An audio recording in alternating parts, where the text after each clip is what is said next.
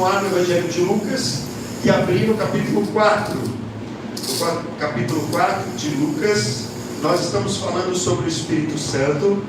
Nós temos falado tanto de quarta-feira no nosso grupo online, que é no Google Meet. Para aqueles que não podem assistir, quem está no nosso grupo do WhatsApp, a gente grava. Tem gente que trabalha ou estuda à noite, a gente grava. E também aqui no domingo. E hoje eu quero falar com vocês sobre ser guiado pelo Espírito Santo. E quero convidar você então a abrir a sua Bíblia em Lucas 4. Eu vou ler na Nova Almeida atualizada. E diz assim: Jesus, cheio do Espírito Santo, voltou do Jordão e foi guiado pelo mesmo Espírito no deserto. E durante 40 dias, sendo tentado pelo diabo, nada comeu naqueles dias, ao fim dos quais teve fome. Vamos deixar nossa Bíblia aberta, vamos orar. Pai, muito obrigado pela oportunidade de te adorar aqui na tua casa, de te adorar, ó Deus, nas nossas casas também. O Senhor procura verdadeiros adoradores que te adoram em espírito e verdade. Acima do local é o nosso coração. E assim como diz a tua palavra, a nossa vida é nosso culto racional. E nós devemos ser sacrifícios vivos. E queremos nesse momento, Senhor, como sacrifício vivo no teu altar, ouvir a tua doce voz, a voz do teu Santo Espírito. O mesmo Espírito que estava sobre Cristo, sobre Jesus, também está conosco. Também está em nós e sobre nós. E agora, Senhor, nosso desafio é deixarmos ser guiados. Por isso, Senhor, que venha cair todo o sofisma, toda incredulidade, todo o mal, toda a religiosidade que impede que nós sejamos guiados pelo Teu Espírito. E agora, Senhor, que o Teu nome seja glorificado nas nossas vidas e nos nossos corações. Venha, Espírito Santo, tem liberdade no nosso meio para agir aqui na igreja e naqueles que estão assistindo em suas casas. Vem, Espírito Santo, e vem revelar. E vem trazer uma nova experiência contigo, em nome de Jesus. Amém. Graças a Deus. Bem, o meu papel como pastor aqui da igreja, o meu papel como pastor não é ser amigo de vocês. O meu papel como pastor é liderar vocês. É liderar vocês para que vocês encontrem e sempre continue no caminho, seguindo a voz do bom pastor que é Jesus. E você pode dar glória a Deus por isso?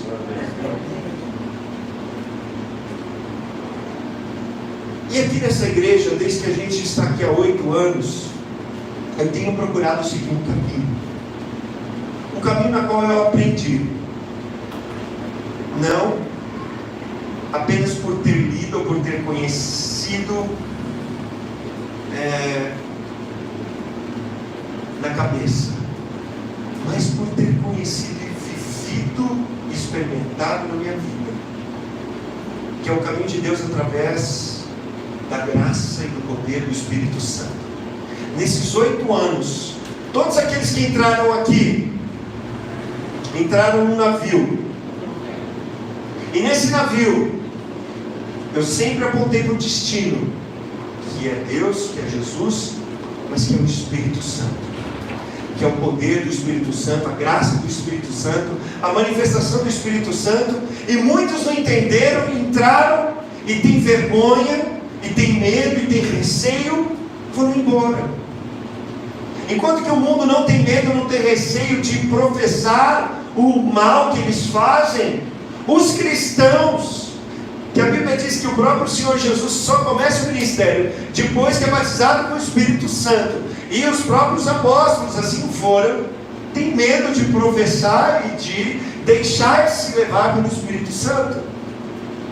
Portanto, eu te digo que esse barco é o barco do Espírito Santo.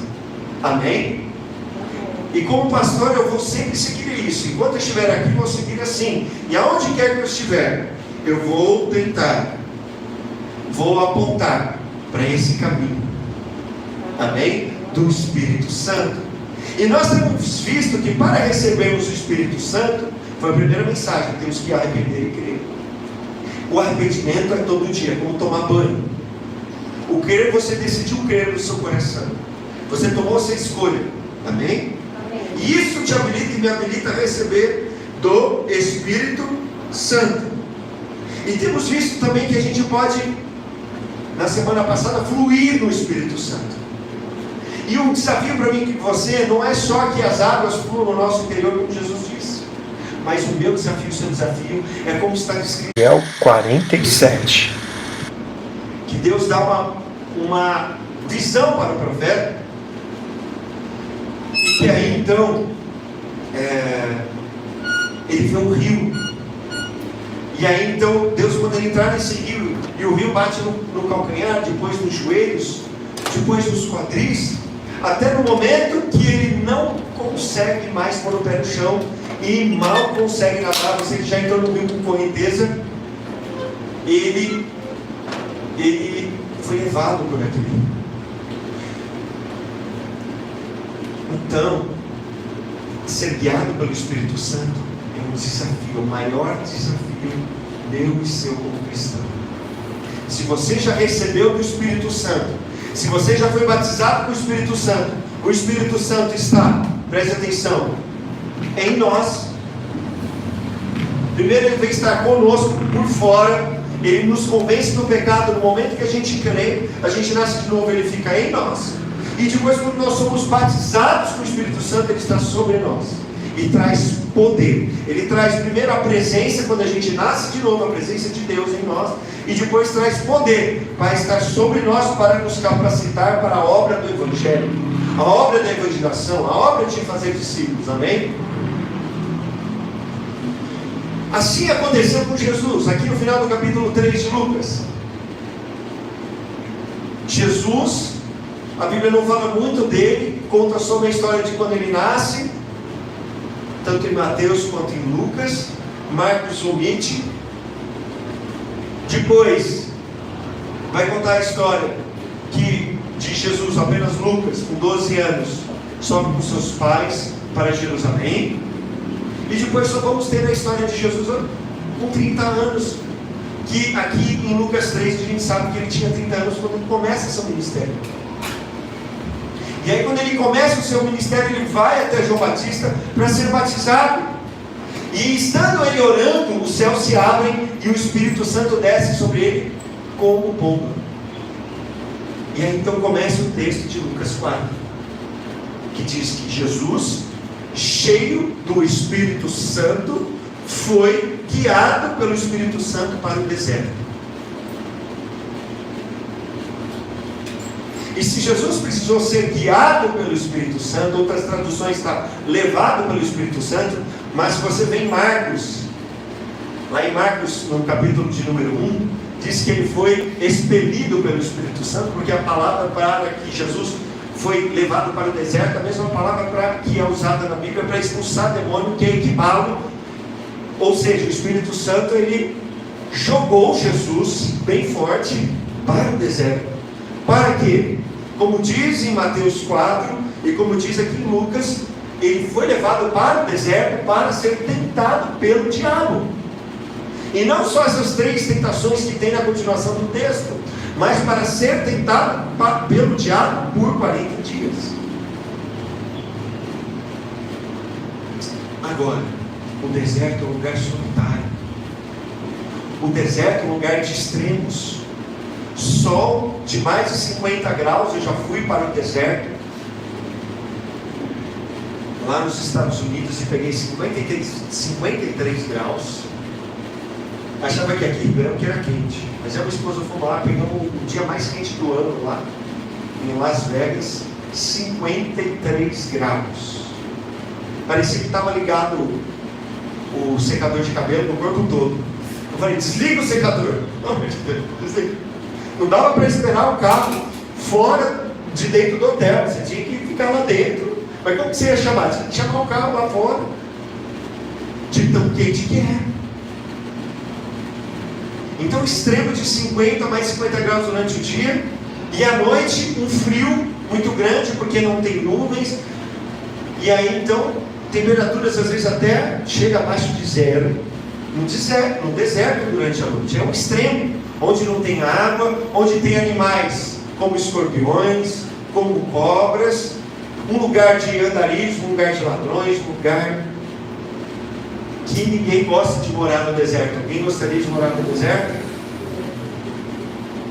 A não ser naquele deserto preparado nos Estados Unidos, mas mesmo assim é calor. Ou em Dubai, né?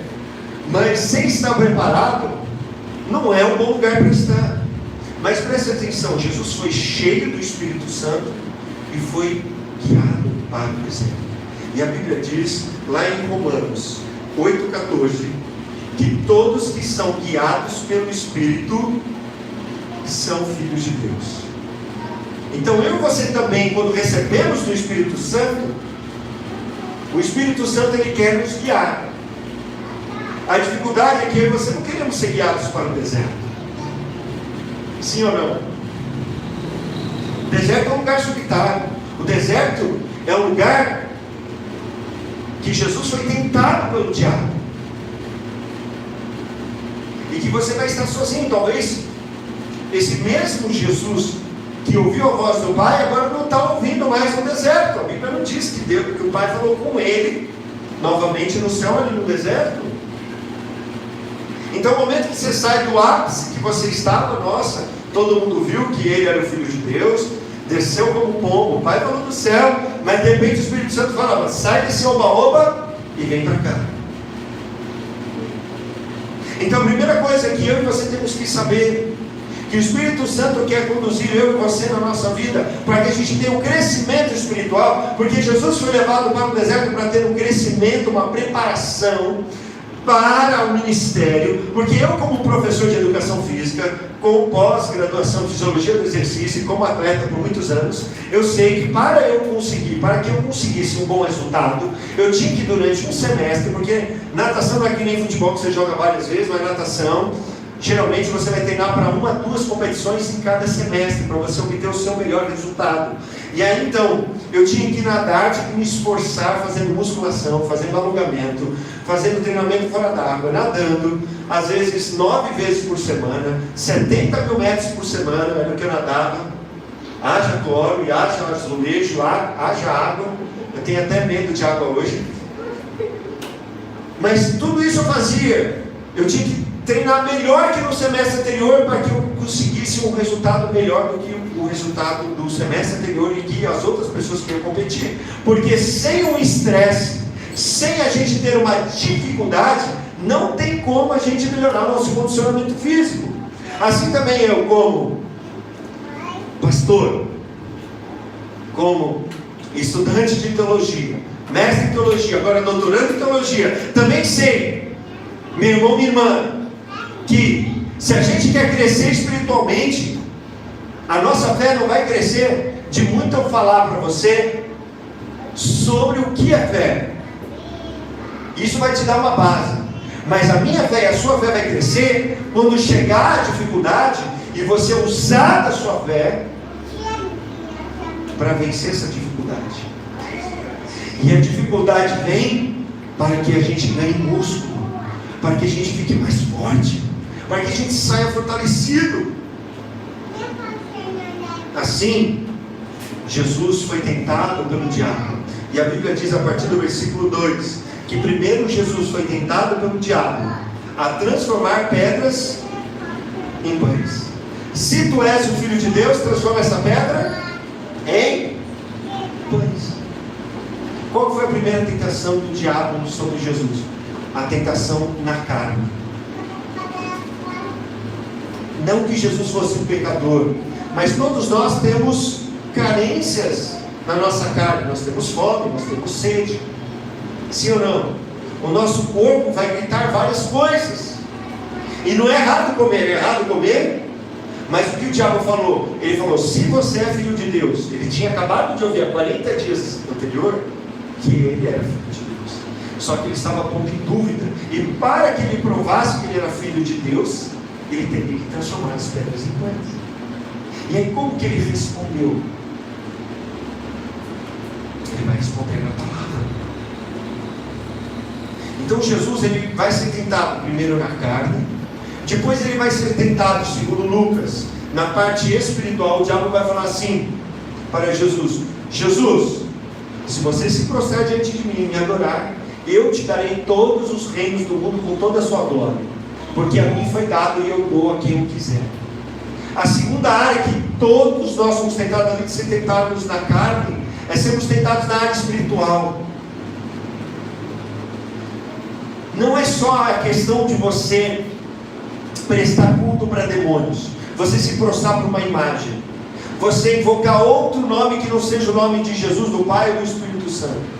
Mas quando eu e você nos sujeitamos à vontade do mundo, à vontade do diabo, a gente está se prostrando em adoração a Ele para conseguir. Quando a gente mente no nosso trabalho, quando a gente engana, quando a gente usa, a gente manipula as pessoas no nosso ciclo de trabalho para conseguir o que a gente quer, ou na nossa casa, a gente está utilizando das artimanhas do inimigo e de uma certa forma a gente está se prostrando diante dele. A gente não está que nem o mundo que vai lá e se prostra assim, né? Mas a gente está dando, que nem diz o nosso amigo Cláudio Duarte: você ainda não casou, não faz, mas quase faz.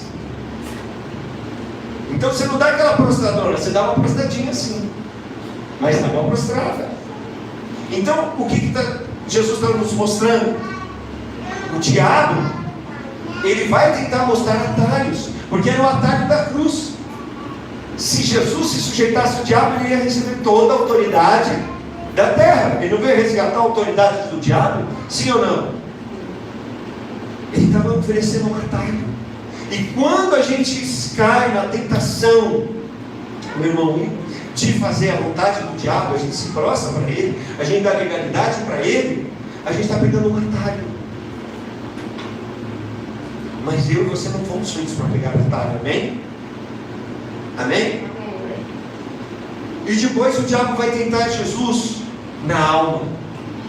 Ele pega Jesus, leva para o cenáculo do templo e fala assim: se você é filho de Deus, de novo pondo em dúvida se ele era filho de Deus, se joga daqui de cima, porque está escrito no Salmo 91 que aos seus anjos dará ordem a seu respeito. Olha só, o diabo usou até da Bíblia. E por que estava tentando Jesus na alma, no ego, na fama? Quem queria ver se ele se jogasse? Toda a liderança judaica, todos os fariseus, todos os saduceus iriam ver que ele era realmente o Messias, o Cristo, porque os anjos iriam segurar Jesus. E todos nós somos tentados todos os dias, principalmente no dia mau, principalmente quando eu e você começamos a ser guiados pelo Espírito, porque Jesus só começou a ter opressão maligna na vida dele quando ele começou a cumprir o ministério de Deus na vida dele. Preste atenção, quando você se colocar no propósito de Deus na sua vida, quando você começar a se colocar aonde Deus quer que você esteja, você vai ter opressão, você vai ter o levantar do diabo contra você. Ele vai te tentar na carne, ele vai te tentar no espírito, ele vai te tentar na sua alma. Mas se eu e você sairmos vencedores dessas tentações, e Jesus só saiu porque ele foi para o deserto cheio do Espírito, nós vamos sair do deserto, meu irmão, minha irmã, num novo nível espiritual. Como que Jesus venceu? Porque ele estava cheio do Espírito, e a Bíblia diz lá em Efésios 6,17 que usem o capacete da salvação e a espada do Espírito, que é a palavra de Deus. Como que a gente vai vencer o diabo? Você tem que conhecer a palavra de Deus, mas ela tem que ser viva em você, porque a letra mata, mas o Espírito vivifica. Então essa palavra de Deus tem que ser viva.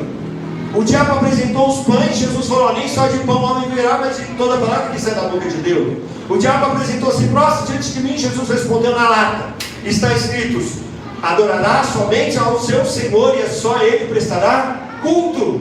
O diabo falou: se joga, e ele falou: também está escrito, não tentarás o Senhor seu Deus. É espada. A espada serve para defender e para atacar. E aí Jesus manda ele embora: sai, Satanás, vai embora. E o diabo vai.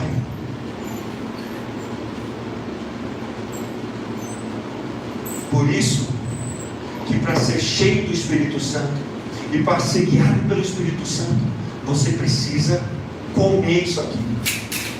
Se está difícil, joga um salzinho, põe um ketchup, mostarda, põe um azeite e come.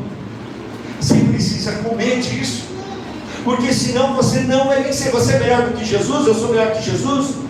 Você é melhor que Jesus? A gente fala que não, mas a gente acha que sim, porque a gente não lê. Você não sabe, mas eu já li. Então você é museu. A palavra de Deus é viva, não morta. Eu também já li, mas eu preciso ler todo dia. A Bíblia não diz assim: bendito aquele que já leu. É ou não é? Bem-aventurado o homem que já leu a Bíblia. Bem-aventurado que medita de dia e de noite.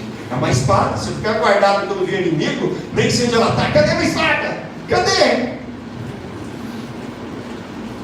Então, meu irmão, minha irmã, nós temos que utilizar aquilo que Jesus utilizou. Porque o que vai acontecer?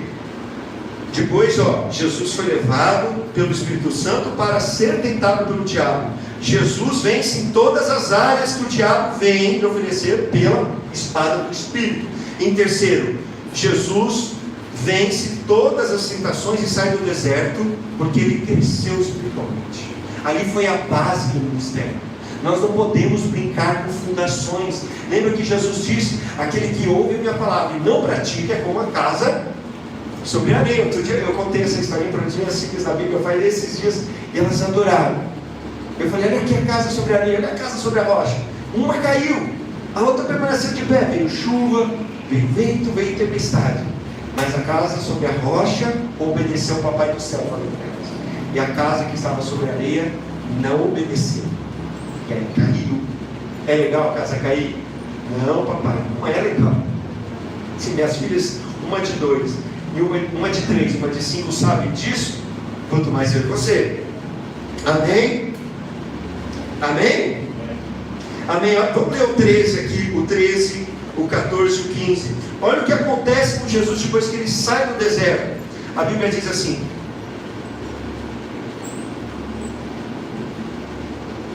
tendo concluído todas as tentações, o diabo afastou-se de Jesus até momento oportuno. Então Jesus, no poder do Espírito, voltou para a Galiléia e sua fama correu por toda aquela região. Ensinava nas sinagogas, sendo elogiado por todos. Jesus entra no deserto, ele está cheio do Espírito, mas a Bíblia não diz que ele tem o poder do Espírito. Agora ele sai do deserto tendo vencido o diabo. Olha o crescimento espiritual de Jesus. A Bíblia diz em Mateus que ele expulsa o diabo. Ele fala: diabo, vai embora. Na última tentação ele manda o diabo embora. Então ele expulsa o próprio Satanás. E depois, olha só, ele sai do deserto no poder do Espírito. Porque ele tinha que começar o seu ministério no poder do Espírito. No poder. E aí eu fiquei lendo o texto de Lucas, principalmente ele foca muito na palavra poder, autoridade. Ele fala a todo tempo: o ensino de Jesus é com autoridade e com poder. Autoridade e poder, ou com poder. Poder para curar, poder na sua ministração, no seu ensino, poder para expulsar os demônios com a sua palavra e autoridade. Então ele entra de uma forma e sai de outra. Por quê? Porque ele deixou ser guiado pelo Espírito. Porque o Espírito é uma pessoa, e ele que tem que conduzir agora a minha e a sua vida. Só que esse deserto é um lugar solitário, é um lugar seu lugar, não é o meu deserto. Eu não posso ir no deserto para você, no seu deserto, é seu. Você tem que ter o seu.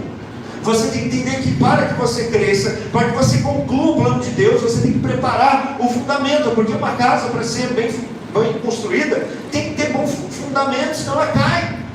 Então você e eu não podemos brincar com isso. Mas se nós vencermos nisso, nós seremos guiados pelo Espírito.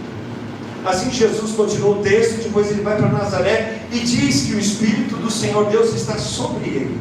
Para quê? Para pregar as boas novas aos quebrantados de coração, para pregar as boas novas aos pobres, para libertá-los, para curar os quebrantados de coração, para libertar os oprimidos, para pregoar o ano aceitável do Senhor. Tudo isso porque ele venceu. Jesus só venceu nos seus 3 anos e meio, porque o diabo depois procurou outro momento oportuno para tentar Jesus de várias formas. Jesus só venceu porque ele venceu no deserto, no fundamento, porque ele foi guiado pelo Espírito. Da mesma forma a Bíblia diz: porque todos que são guiados pelo Espírito de Deus são filhos de Deus. Porque vocês não receberam o Espírito que os escravize para novamente temerem, mas receberam o Espírito Santo que adota vocês como filhos, por meio do qual clamamos Abba Pai. O próprio Espírito testemunha ao nosso Espírito que somos filhos de Deus. Se somos filhos, então somos herdeiros, herdeiros de Deus, co-herdeiros com Cristo, se de fato participamos dos seus sofrimentos, para que também participemos da sua glória. Tudo isso é condicional, começa no versículo 14. Eu li para você Romanos 8, 14 ao 17. É condicional sim, lá no começo. Nós somos guiados pelo Espírito. Não é só uma condição para ter poder, para fazer e propagar o Evangelho. É uma condição de ser filho. É o que está escrito no 14. Todos que são filhos de Deus são guiados pelo Espírito. Então você não pode te dizer que você não tem o Espírito. Se você não tem, você não é filho. Se nós temos, somos filhos. Ele quer te guiar para um lugar melhor. Amém? Então eu quero chamar o Ministério de Louvor. Tem uma canção que diz: Espírito, Espírito. Já sabe, né, Paulinho? Não precisa cantar mais, senão a pessoa vai chorar. Então, minha irmã, eu estou orando, estou lendo, estou pesquisando, estou preparando, estou me consagrando para te ajudar nessa caminhada. Eu estou apontando o caminho. Eu estou apontando, só lembra que eu falei, eu sou líder, eu preciso falar o que você precisa ouvir, não o que você quer ouvir, mas eu estou apontando para que você cumpra o seu propósito. Então nesse dia, é dia de a gente renovar a nossa entrega a Deus. Como foi cantado no começo, da gente quebrar o vaso. Quando o nosso vaso já está quebrado, a gente se entrega por completo ao Espírito Santo.